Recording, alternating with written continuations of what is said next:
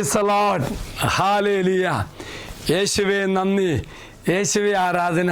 ഈ ദിവസം അനുഗ്രഹ ദിവസമായി മാറും. വീണ്ടും പ്രിയമുള്ളവരെ, ദൈവം ഇന്ന് നമുക്ക് തരുന്ന മറ്റൊരു കാഴ്ചപ്പാട് നമ്മളുടെ വിശ്വസ്തതയാണ്. നമ്മളെത്രമാത്രം ദൈവത്തോട് വിശ്വസ്ത പുലർത്തി അവനോടൊപ്പം ചേർന്ന് നിൽക്കുന്നോ അവൻ സമത്വമായി അനുഗ്രഹിക്കും. അതുപോലെ തന്നെ നാം ചെയ്യുന്ന തെറ്റുകൾക്ക് അതിൽ തന്നെ ശിക്ഷ ഉള്ളതുപോലെ നമ്മുടെ ജീവിതത്തിൽ അതിൻ്റെ ഒരു പരിണിത ഫലം അനുഭവിക്കേണ്ടി വരുമെന്നും പറയുന്നു. ആ വചനഭാഗം ഇന്ന് ധ്യാനിക്കുന്നത് ലൂക്കാ സുവിശേഷം 16-ാം അധ്യായം 2-ാം വാക്യം. ഇവിടെ അർത്ഥമാക്കുന്നത് എങ്ങനെയാണ്?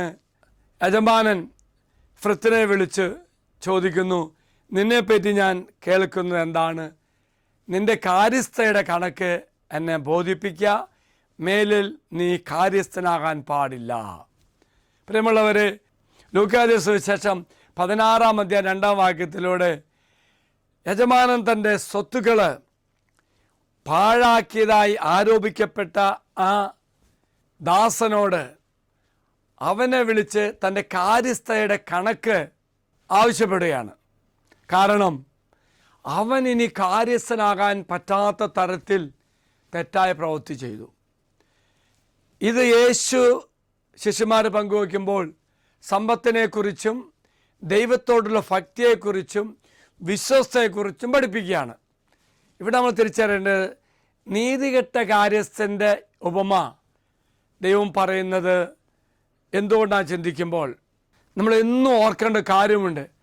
നമ്മുടെ വിഭവങ്ങൾ ഭൗതികമാണെങ്കിലും ആത്മീയമാണ്, എന്തുമായിക്കൊള്ളട്ടെ, നാം എങ്ങനെ കൈകാര്യം ചെയ്യുന്നു എന്നത് അതിനെക്കുറിച്ച് തമ്പുരാൻ പറയാൻ വേണ്ടിയാണ്. തമ്പുരാൻ പറയുന്ന അർത്ഥം എന്താ? തമ്പുരാൻ പറയുന്ന മറ്റൊരു കാര്യം, എല്ലാം ദൈവത്തിന് ദാനമാണ്, നമ്മൾ കാര്യസ്ഥർ മാത്രം. ഈ ദൈവം തന്ന ദാനമായി തന്ന കാര്യങ്ങൾ നമ്മളെ സ്വാർത്ഥപരമായ നേട്ടങ്ങൾക്ക് വേണ്ടി ഉപയോഗിക്കരുത്. വീണ്ടും കർത്താവ് പറയുന്നത്, ജ്ഞാനത്തോടെ ദൈവത്തിന് മഹത്വത്തിനായി, ദൈവരാജ്യത്തിൻ്റെ മഹത്വത്തിന് വേണ്ടി ഉപയോഗിക്കണമെന്ന് കർത്താവ് പറയുകയാണ്.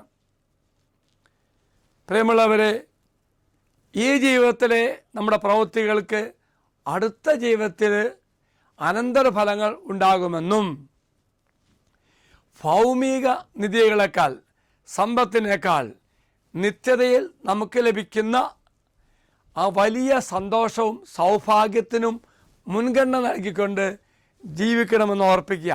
സ്വത്തും സമ്പത്തും ഒക്കെ ആവശ്യമാണ്, പക്ഷെ ആത്യന്തികമായി സ്വർഗത്തെ ലക്ഷ്യമാക്കി സ്വർഗത്തിൽ നമുക്ക് ലഭിക്കാൻ പോകുന്ന ആ വലിയ സമ്മാനത്തെ ഓർത്ത് ജീവിക്കണമെന്ന് കർത്താവ് ഓർപ്പിക്കുക. ഒപ്പം ഈ ഉപമയിലൂടെ കർത്താവ് പറയുന്ന കാര്യം എന്താണെന്നറിയാമോ? അന്യായമായ കാര്യസ്ഥനാണെങ്കിലും നമ്മൾ ഈ ഉപമ പങ്കുവയ്ക്കുമ്പോൾ ദൈവം ഓർമ്മിപ്പിക്കുന്ന മറ്റൊരു കാര്യം എന്ന് പറയുന്നത്, നമ്മുടെ ഇടപെടലുകളിൽ ജ്ഞാനവും സമർത്ഥതയും കഴിവൊക്കെ ഉണ്ടാകണം. ആ വ്യക്തി ജ്ഞാനമുണ്ടായിരുന്നു, അത് നല്ല ഉദ്ദേശങ്ങൾക്ക് വേണ്ടി ഉപയോഗിച്ചില്ല.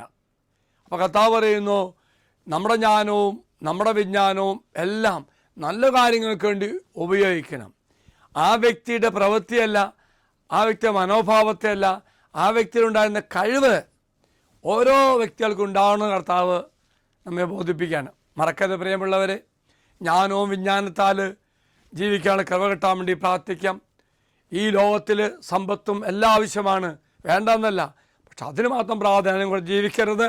സ്വർഗത്തിൽ നമുക്ക് ലഭിക്കാൻ പോകുന്ന നിത്യസമ്മാനത്തെ ലക്ഷ്യമാക്കി ജീവിക്കുവാൻ നമുക്ക് സാധിക്കണം.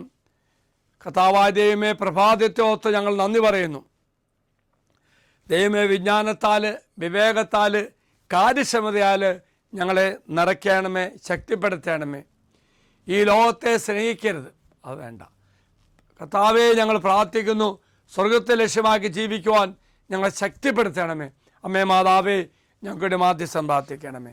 നമ്മുടെ കർത്താവായി ശമിശാകരവയും പിതാവായ ദൈവത്തിൻ്റെ സ്നേഹവും പരിശുദ്ധാത്മാവിൻ്റെ സഹവാസവും നാം എല്ലാവരോടും കൂടെ ഉണ്ടായിരിക്കട്ടെ, ഇപ്പോഴും എപ്പോഴും എന്നേക്കും. ആമേൻ. ഒരു നല്ല ദിവസം എല്ലാവർക്കും ആശംസിക്കുന്നു. എല്ലാവരും കർത്താവ് അനുഗ്രഹിക്കട്ടെ.